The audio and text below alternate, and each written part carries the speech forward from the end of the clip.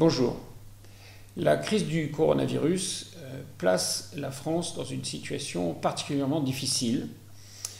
En effet, la croissance du PIB pour le premier trimestre 2020 s'établit à moins 3,8% sur la zone euro. En Europe, c'est moins 3,2%. Et pour la France, c'est moins 5,8%, alors que même l'Espagne est à moins 5,2%. C'est-à-dire que nous sommes le moins bon élève de la classe. Et en fait, ce que l'on va voir, c'est que bien probablement, ce qui est à l'œuvre, ça n'est pas un traitement du coronavirus, c'est un fonctionnement global de la société française qui est révélé à travers la crise du coronavirus. Pourquoi ? En fait, quand on regarde le croisement de la richesse des pays avec leur mode de fonctionnement, on retrouve une corrélation très étrange et assez flagrante avec le mode de traitement de la crise du coronavirus. C'est-à-dire, quand on prend le PIB par habitant, que l'on croise ce PIB par habitant avec la dette publique par habitant, alors on va pouvoir positionner l'ensemble des pays. Ici, sur ce schéma, un petit collectif, on voit que la Suisse est la plus riche, et puis la Suède, et puis les Pays-Bas, l'Allemagne, l'Autriche. On voit que l'Espagne, l'Italie, les Français sont les moins riches et sont en même temps les plus endettés. Eh bien, ce qui est très intéressant, c'est de regarder sur ce même schéma qui est confiné, qui ne l'est pas. Et on voit que là où il y a un confinement allégé, on pourrait d'ailleurs ajouter l'Autriche qui vient de sortir du confinement avant tout le monde, même si le confinement était drastique, il a été moins long, et ceux qui ont un confinement strict, eh bien on voit que là où il y a un confinement allégé, c'est là où il y a plus de richesse et moins d'endettement, et là où il y a un confinement strict, c'est là où il y a moins de richesse et plus d'endettement. Donc ça veut dire qu'en plus on peut rajouter un autre phénomène d'ailleurs, c'est la quantité de morts par million d'habitants. Alors ça c'est très intéressant parce qu'on voit que là où il y a un confinement allégé, il y a moins de morts par million d'habitants. On passe de 71 en Allemagne à 261 pour les Pays-Bas. Et là où le confinement est strict, alors en dehors de l'Autriche, pour les raisons que j'ai indiquées tout à l'heure, confinement strict mais moins durable, on va de 496 en Espagne à 350 pour la France. C'est-à-dire que là où il y a un confinement plus strict, il y a plus de morts par habitant.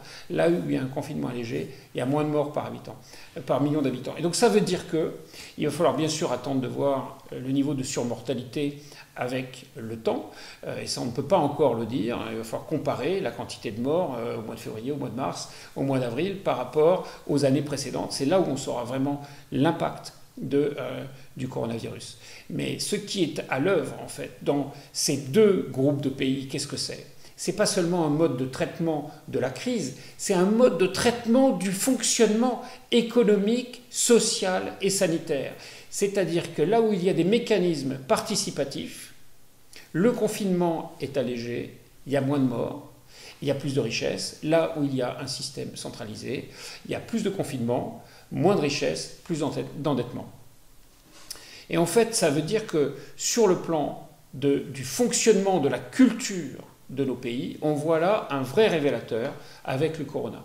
C'est-à-dire que là où il y a participation du citoyen dans la cité, l'expression est possible, les gens ont la possibilité de participer, sauf que pour participer, il faut tourner sa langue dans sa bouche avant de s'exprimer devant ses voisins, ses cousins, ses amis, ses collègues, ses confrères. Et c'est ça qui génère de la responsabilité. Et quand il y a responsabilité et qu'il y a une crise, il suffit d'annoncer l'enjeu et les gens peuvent avoir des comportements responsables, autonomes, et il n'y a pas besoin de les confiner. Et c'est là où on peut continuer à rester dans un mode de fonctionnement à caractère participatif parce qu'il y a une autodiscipline du peuple, de la population en général. Et ça génère et une performance sanitaire, confinement allégé, décès peu nombreux, et une performance économique, endettement faible, PIB par habitant élevé. A l'inverse, là où il y a une participation du citoyen qui est plus difficile, l'expression est contrariée, donc on a plus de mal à entrer en expression, à pouvoir participer au débat. Et donc on n'a pas besoin d'exercer sa responsabilité parce qu'on sait que de toute façon on ne va pas être entendu, donc ça ne sert à rien de parler de façon réfléchie, voire de parler du tout. Et donc à ce moment-là, comme les gens n'ont pas besoin de se préparer, de réfléchir, mais ils n'ont pas des comportements responsables et il y a besoin de les confiner. Et s'il y a besoin de les confiner, après, ils n'ont pas envie de participer, parce que si on les met à participer, ils ne sont pas dans un mode de fonctionnement dans lequel ils sont suffisamment satisfaits, ils adhèrent aux décisions, et donc on ne peut pas organiser leur participation. Et donc c'est là où on a, dans ce deuxième cas de figure, une performance économique contrariée, avec un endettement élevé et un PIB par habitant faible, et là où on a une performance sanitaire également plus faible, avec un confinement strict et des décès plus nombreux. Et donc c'est la participation du citoyen dans la cité qui est la clé. Il faut regarder si elle est possible ou si elle n'est pas possible, et c'est ça qui génère la performance globale ou la contre-performance globale. Donc si on regarde notre territoire français plus particulièrement maintenant, eh bien, on voit que notre ministre de la Santé, Véran, a annoncé le 18 février sur France Inter « La France est prête car nous avons un système de santé extrêmement solide ». Ah bon? Et qu'est-ce qu'il en est en fait? On voit qu'il n'y a pas eu vraiment de préparation, c'est-à-dire qu'il n'y avait pas de masque, il n'y avait pas de tests, il n'y avait pas de respirateurs, il n'y avait pas de réanimation, de lit de réanimation. Pendant la crise, on a été dans la réaction toujours avec un métro de retard, un ou plusieurs. On n'a pas fermé les frontières. On n'a pas annulé les élections, on a dit que le masque était inutile, on a été dans un confinement extrême, on a banni presque le professeur Raoult en disant non, son expérience ne compte pas et son expertise non plus. Et puis on a été dans un mode de fonctionnement très autocratique avec la moitié des salariés du secteur privé qui étaient pris en charge par l'État. Mais qui a décidé ça? Un petit nombre de personnes dans un bureau à l'Élysée qui prend une décision qui a un impact économique gigantesque comme celui-ci. Où est la démocratie? En plus, on donne des primes aux fonctionnaires. Alors très bien, peut-être qu'ils le méritent, mais si on n'a pas les moyens, qui le décide, les primes aux fonctionnaires? Normalement, il y a un système démocratique dans toutes les démocraties du monde. En plus, Air France est en difficulté depuis des années. Et là, on dit on va sauver Air France. Mais qui décide de mettre 5 milliards sur la table de plus? Et la date de sortie, on la décide un mois à l'avance. On n'a pas encore la lecture de la courbe, où est le sommet de la cloche et quand est-ce qu'elle s'arrête cette cloche. Et donc après la crise, on reste dans une logique d'urgence, dans un comptage aléatoire, on ne sait pas dire combien il y a vraiment de morts. Alors on compte les morts à l'hôpital, mais est-ce qu'on compte les morts dans les EHPAD? On ne les a pas comptés depuis le début. Est-ce qu'on compte les morts à la maison? On ne sait pas trop. Il y a eu un vote dans l'urgence, sans véritable débat, sur le mécanisme de fonctionnement. Donc il n'y a pas de mécanisme démocratique sur la sortie de la crise. Et donc la France est dans un décrochage accru, on l'a vu tout à l'heure, moins 5,8 de PIB alors que l'Europe est à moins 3,2. Et donc non seulement on a plus de baisse à court terme, mais sur la durée, on va avoir une remontée plus difficile, tout comme ça a été le cas après la crise de 1929.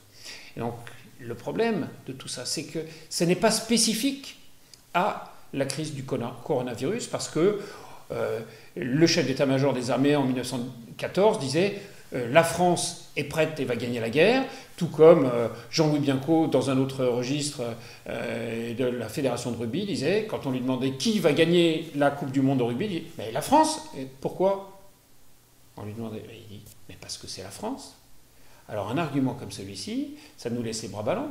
Mais le problème, c'est qu'on n'est pas dans la réflexion, on n'y est jamais.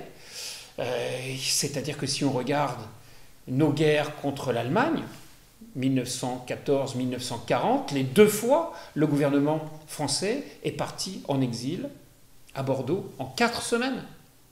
Sans les Alliés, on n'aurait jamais gagné les deux fois. Sur le champ technique, nous avons des grands projets qui font notre fierté, mais qui en fait sont en faillite. Sur le plan industriel, on peut prendre l'exemple du Concorde. Où est-il? Le plan calcul, où est-il? L'entreprise Bull, où est-elle? Le Minitel, où est-il? Le Bebop, où est-il? Areva, qu'est-ce qui lui est arrivé? On a des fiertés nationales qui sont en fait des faillites nationales. Le logiciel français dont on s'est targué, voilà, la France est très forte en logiciel. Qui sont les grands éditeurs mondiaux de logiciels? C'est Oracle, SAP, IBM, Microsoft, Google, Facebook. Ce sont des Américains ou des Allemands. Sur le plan économique, la France se dit très forte, mais là où elle est forte, c'est quand l'État a existé de façon très prégnante dans au moins une période, au moins une partie de l'entreprise. C'est-à-dire on prend Total, BNP Paribas, Sanofi, AXA, Société Générale, EDF, Orange, Vinci, 8 des 10 plus grandes entreprises françaises ont été sous l'emprise de l'État pendant une période importante de leur histoire. Donc ce n'est pas l'entreprise privée, ce n'est pas le monde capitaliste, ce n'est pas le libéralisme qui existe en France comme on le dit.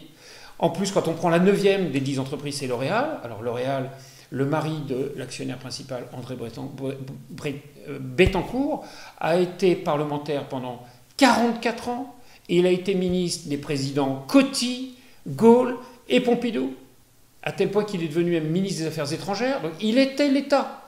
On n'avait pas besoin à ce moment-là d'avoir un État qui entrait au capital de L'Oréal, puisque l'État maîtrisait déjà le capital de L'Oréal à travers André Bettencourt. Maintenant, quand on prend les entreprises à taille intermédiaire, mais il y en a 3 fois moins en France qu'en Allemagne ou en Italie. Il n'y a pas de dynamisme économique en dehors de l'État qui prend tout.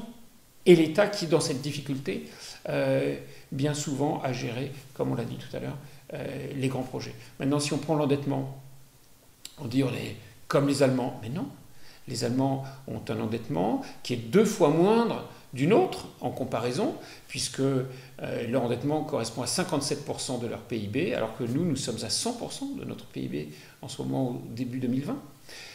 En plus, notre budget primaire, c'est quand on regarde le budget avant le paiement de la dette. Eh bien, si la France arrête de payer la dette, elle reste encore en déficit. Ce n'est pas le cas ni des Italiens, ni même des Grecs, dont le budget primaire est à l'équilibre. Il n'y a que la France qui est dans un budget primaire en déficit en Europe. Maintenant, on regarde l'emploi et la richesse des Français. Le chômage, on était à 8-9%, quand nos voisins sont à 3, 4, 5, les voisins performants. Le PIB par habitant, l'Allemagne nous prend un point par an presque depuis 2010. Donc là, on est en décrochage massif. L'éducation nationale, la filière apprentissage est déconsidérée depuis toujours. Alors qu'en Suisse, la présidente de la Confédération suisse a suivi la filière d'apprentissage. Le président de Volkswagen, pendant un temps, avait suivi lui aussi la filière apprentissage. En France, c'est impensable. On a des filières universitaires vers lesquelles sont orientés les étudiants et qui les mettent parfois, et souvent malheureusement, dans un échec en termes d'emploi et de carrière, et donc de vie. Et donc finalement, qu'est-ce qui se passe? On voit qu'on n'arrive pas à réfléchir dans notre société française, on n'arrive pas à prendre en charge les grands enjeux.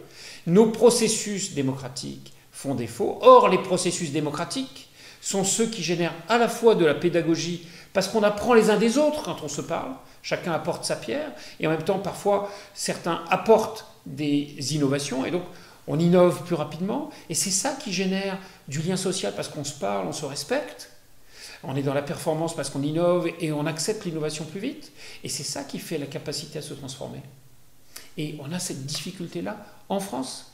Et donc finalement, les pouvoirs fonctionnent comment? Et quand ils sont bien articulés, avec des contre-pouvoirs qui permettent et qui obligent les acteurs à se parler les uns avec les autres, eh bien ça génère une capacité à intégrer la diversité des acteurs, la diversité des analyses, la diversité des diagnostics pour mieux chercher des solutions.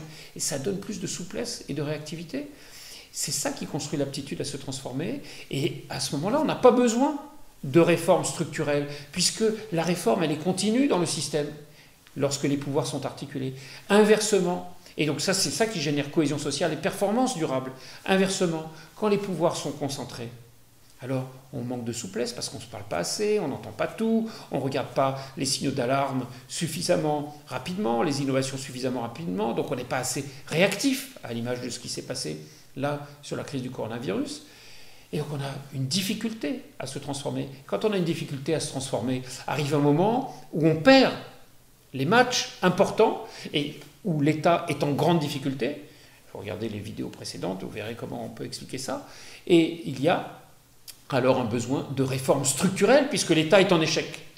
Et à ce moment-là, dans notre histoire de France, eh bien, on reconcentre de façon systématique plus de pouvoir en moins de mains, parce qu'on dit « Ah oui, mais parler avec les gens, ça fait prendre trop de temps, puis les gens sont idiots, ils sont bloquants, donc on ne peut pas leur donner la parole. » Et moins on leur donne la parole, plus ils vont être bloquants ensuite, parce qu'ils ont des informations, des expériences, des expertises, des savoirs, des idées, qui ne sont pas pris en compte à l'intérieur du système. Alors ça ne veut pas dire que leurs expériences, leurs idées sont les meilleures, ça veut dire qu'il faut se parler pour intégrer tout le monde dans la construction d'un diagnostic de meilleure qualité.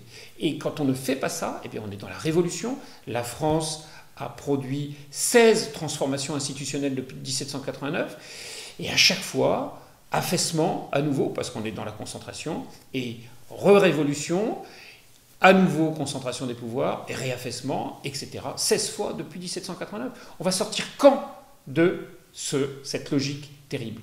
Et en fait, c'est en ça qu'on peut se dire peut-être que le coronavirus va être un Tchernobyl français. Pourquoi? Qu'est-ce que c'est un Tchernobyl? C'est quand l'État est exsangue et qu'il y a un grand révélateur des limites de l'État. Et c'est là qu'il y a une rupture institutionnelle, c'est quand la population constate que l'État, le système, ne peut plus fonctionner parce que soit il ment, soit il est inapte, soit il est tout simplement inefficace. Qu'est-ce qui s'est passé en URSS? Le 26 avril 1986, malheureusement, eux, ils ont payé très très cher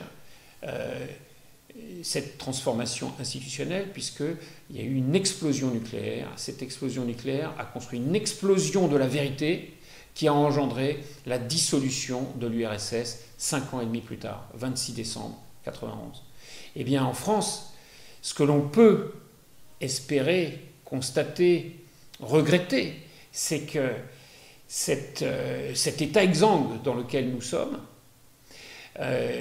subit un révélateur des limites, de ses propres limites, qui est la crise budgétaire, qui va avoir un déficit qui va exploser dans les semaines qui viennent, dans les mois qui viennent. Quand est-ce qu'il va y avoir une rupture institutionnelle? On ne peut pas encore le dire, mais c'est sûr qu'il va y en avoir une. Et donc maintenant, quelle va être l'issue de sortie? Est-ce qu'on va encore une fois reproduire le même mal français à concentrer tous les pouvoirs en moins de mains?